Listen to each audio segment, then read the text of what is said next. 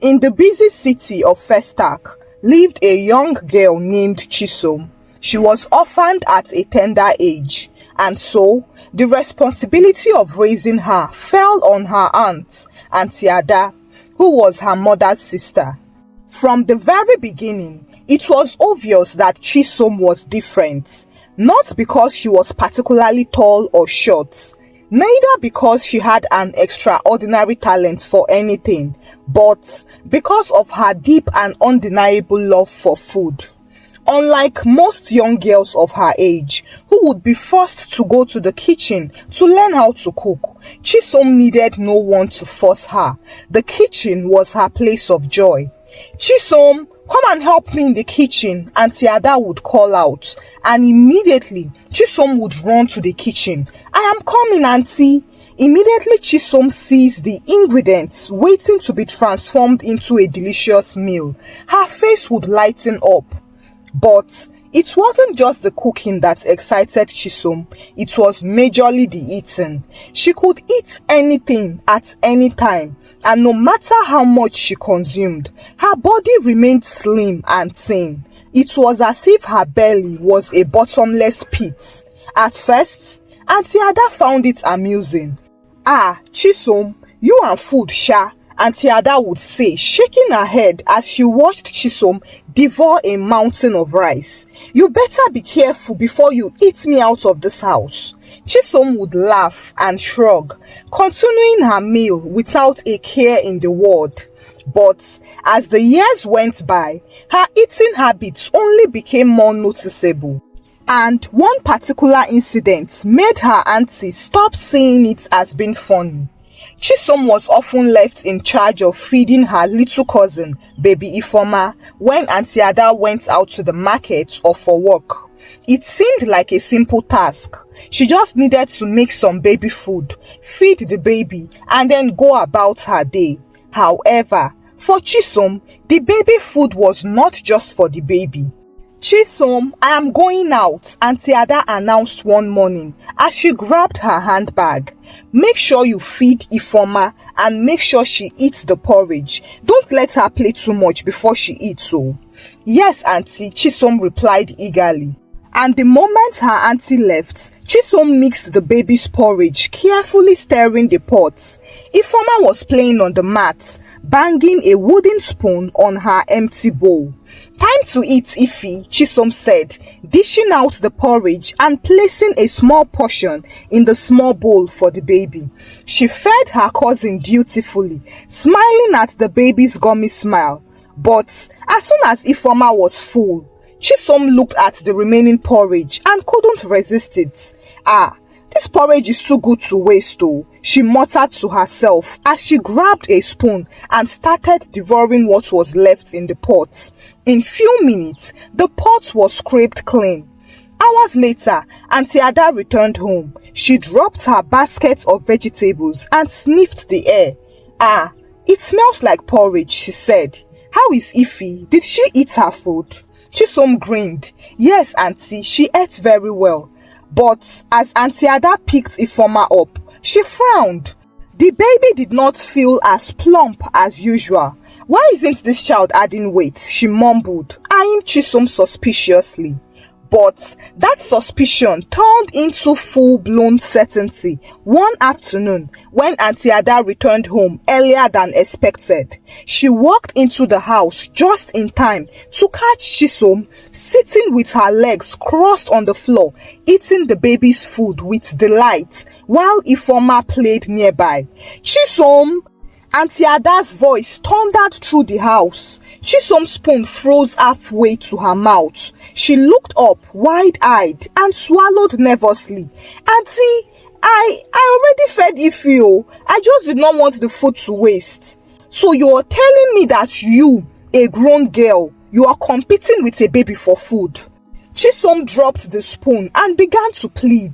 "Auntie, I swear, I fed her, but my body, if I don't eat, my body will start shaking. It's not my fault, Auntie, I can't help it." Auntie Ada could not believe what she was hearing. But she eventually sighed and waved her hand. "Just clean this place up and stop eating like a glutton." But The situation only got worse. One day, Auntie Ada asked Chisom to cook 4 cups of rice for dinner before she returned from the market. Chisom, make sure you cook exactly 4 cups, no more, no less. And don't eat anything until I come back, Auntie Ada warned before leaving. Yes, Auntie, Chisom replied obediently.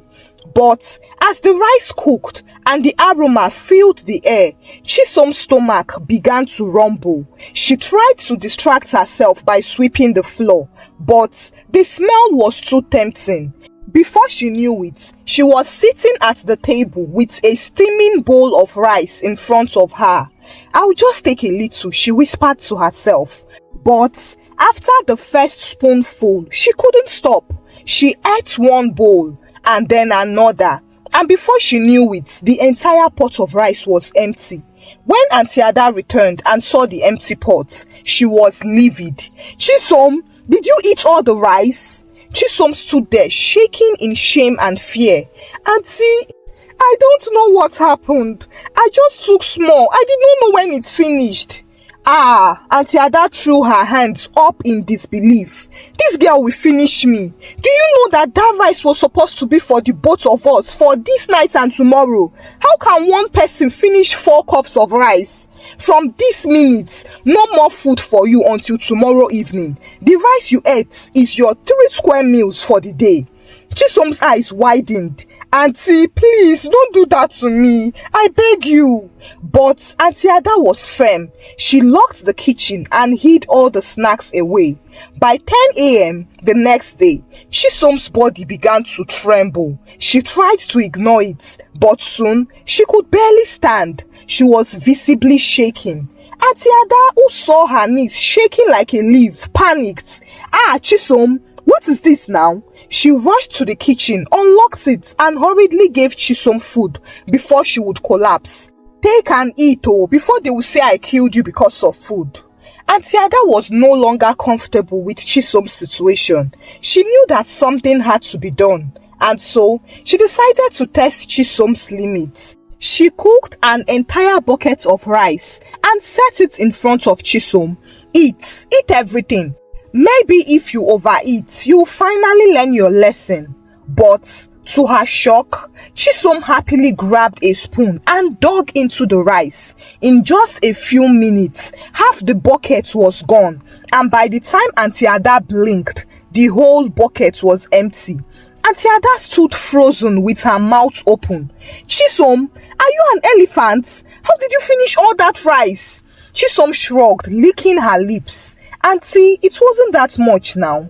It was at that moment that Auntie Ada realized that she had a serious problem on her hands. "I am taking this girl to church. This is spiritual." Years went by and Chisom grew into a beautiful young woman. She started working as a teacher at a nearby primary school, but her love for food followed her wherever she went. It wasn't long before everyone at the school knew Chisom as the teacher who was always eating something. One day, a young man named Shola asked her out on a date. Chisom was really excited. She dressed up in her best clothes and met him at a nice restaurant. "Order whatever you like," Shola said to her with a charming smile. But unknown to Shola, he just made the biggest mistake of his life. Chisom did not need to be told twice because she ordered a mountain of food. And before Shola could blink, she had finished it all. She even reached over and ate some of his food too. Shola just sat there staring at her speechless. "Are you not going to finish your food?" Chisom asked innocently, pointing at his plates. Shola could not bear it, so he excused himself to go to the restroom, but instead, he ran off and never returned. The only luck Chisom had was that the restaurant was a pay-before-service restaurant, so Shola had already paid for the food. However, this became a pattern. Every man who showed interest in Chisom eventually ran away after witnessing her insatiable appetite.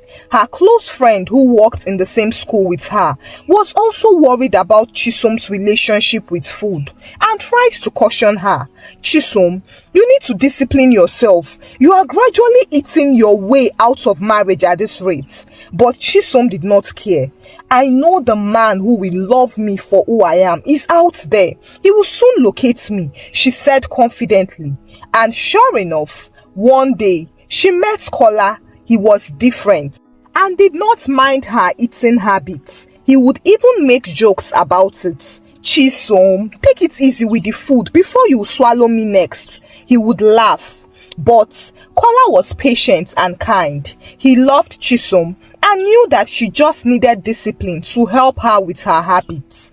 After going out together for 1 year, Kola decided to propose to her. He knew how much she loved food, so he decided to hide the engagement ring in her favorite food, pounded yam. On the day of the surprise proposal, they went to her favorite restaurant. Kola had already made the reservation and the plan with the restaurant, so they served the food with the ring hidden in the pounded yam. Kola sat anxiously and watched Chisom closely as she devoured the pounded yam, waiting for the moment she would discover the ring so that he could go on his knees to ask her to marry him. But to his horror, she swallowed everything without blinking or choking. Chisom, Kola shouted, filled with panic. Chisom paused and looked at him. What is it? She asked, confused, and her mouth was still half full of the pounded yam. Kola's hands were trembling as he leaned forward. You just swallowed my engagement ring. His voice cracked as if he could not believe what had just happened. Chisom blinked and her eyes grew wide. What? She exclaimed, quickly swallowing the last bit of food and looking down at the empty plates. The ring was in the food? Kola buried his face in his hands. Yes, I put the ring inside the pounded yam. I was going to propose to you. Who swallows a whole engagement ring? His frustration was obvious and he looked at Chisom in disbelief. Chisom's heart cut into two. I did not know, Kola. I'm so sorry. She stood up from the table, nervously touching her belly. Maybe I can cough it out. Kola had seen and heard it all. Cough it out, Chisom. You swallowed it whole. The only way it will ever come out is if you poop it out, he said, shaking his head in disbelief. Chisom, who was now panicking, tried to cough a few times, but nothing came up. The reality of what had just happened settled over her, and her face turned pale. Kola, please, don't be angry. I didn't mean to. Kola held up his hands and stopped her. Let's just go. That's enough for the night. Chisom felt heavy, not from the pounded yam, but from guilt as they left the restaurant in silence. For days, she did not hear from Kola, and the weight of what had happened tormented her. She then decided to confide in Auntie Ada. Auntie, I swallowed Kola's engagement ring, Chisom said as she sat down beside her aunt in the living room. Auntie Ada's eyes widened in shock. Eh? Chisom, is that why you have been looking like someone who lost a fight? You swallowed an engagement ring. Chisom nodded shamefully. I didn't mean to. He hid it in the pounded yam and I ate it all without knowing. Auntie Ada shook her head slowly. Chisom, I warned you about this, your love for food. That is what happens when someone cannot control their appetites. Now look at the trouble you are in. You swallowed your chance of getting married. This is the one man that willingly accepted you the way you are. I know, Auntie, Chisom sniffed. I feel so bad. What do I do? Auntie Ada sighed deeply. Only you can help yourself, Chisom. I tried to correct you when you were younger, but you always thought I was being wicked. If you don't take this seriously, it will keep affecting your life. Chisom knew that her auntie was right, and for the first time, she saw how her eating habits had spiraled out of control. Not only had she embarrassed herself multiple times, but now she had also jeopardized her relationship with Scholar, the man she truly loved. She was determined to make things right, and so she started to discipline herself. She started by eating food in small quantities and using water to fill up her stomach. She then went to look for Kola. She found him sitting on a bench in a park, gazing off into the distance. His face lit up when he saw her, but there was still a trace of sadness in his eyes. She sat down beside him. Kola, I know I have messed up. I am really sorry. I didn't mean to embarrass you or ruin your proposal. I promise I will change. Kola looked at her. Chisom, I love you, but I need you to understand that your eating habits are damaging you. It is more than just about food. It is about discipline. You have to learn to control yourself and not let the food control you. Chisom nodded earnestly. I will. I am already trying to change. I have started eating in small portions and I drink more food to stay full. I don't want to lose you because of this, please. Kola smiled gently. That is all I ask, Chisom. We will walk through it together. With Kola's support, Chisom began to transform her relationship with food. She started with small steps, eating smaller meals, practicing restraint, and resisting the urge to snack every half an hour. It wasn't easy. There were days when her body screamed for more food and she had to fight the urge to devour everything in sight. But gradually, her self-control improved. One afternoon, after a few months of working on her habits, Chisom returned home from school to find Kola waiting for her at the door. Kola, she exclaimed in surprise. What are you doing here? He grinned, holding a small box in his hand. I believe it is time for a second proposal. Chisom smiled shyly. This time around, Kola opened the box and revealed the most beautiful engagement ring she had ever seen. It was safe and sound, not hidden in any food. He got down on one knee and took her hand. Chisom, will you marry me? Tears filled her eyes as she nodded. Yes, Kola, yes. They both laughed, relieved that this proposal did not involve any choking hazard or disappearing rings. Their wedding was a wonderful celebration, filled with love, laughter, and, of course, plenty of food. But this time, Chisom had learned to take it easy, enjoying each bite without going overboard. And as she and Kola began their new life together, she knew that her love for food would always be a part of her, but it would no longer control her. Thank you for watching this story. Let's discuss in the comment section. Are you a foodie? On a scale of 1 to 10, how much of a foodie are you? Kindly share the story out with your loved ones, subscribe if you've not done so, and like this video too. I'll see you in the next one. Bye!